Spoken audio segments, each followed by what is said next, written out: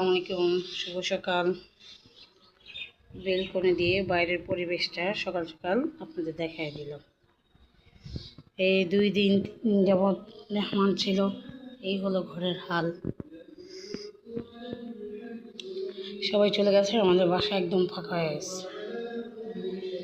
এগুলো আজকে আবার সব ধুইতে হবে।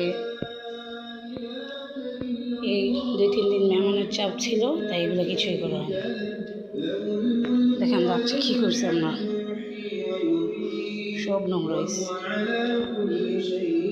আমি প্রতিদিন সকালে আল্লাহর নামটা নিয়ে শুরু করি, আপনারা সবাই করবেন ইনশাআল্লাহ। এখান থেকে ভিউটা দেখাই দিলাম, সব এলোমেলো নোংরা হয়ে আছে। এগুলো করতে করতে আজকে সারাদিন যাবে আমার। তুরির মধ্যে দেখাই, তুরির মধ্যে তো আর করা পসিবল না। এটা নিচে এখানে কাপড় চোপড়গুলো এখন গুছাচ্ছি। এই হলো বারিন্দার, এই কাপড়ে যেতেছে। বাবা চলে আসছে মেয়েকে দিয়ে, মেয়েকে কোচিংয়ে দিতে গেছে। কোচিং করে আমার মেয়ে আবার স্কুল করবে। এই আমার ছেলের বউটাকে ওখানে মাটি দেওয়া হয়েছে, বারিন্দা থেকে যেন দেখা যায়, এই জন্য এই পাশে দেওয়া হয়েছে। মিসু বৌমা,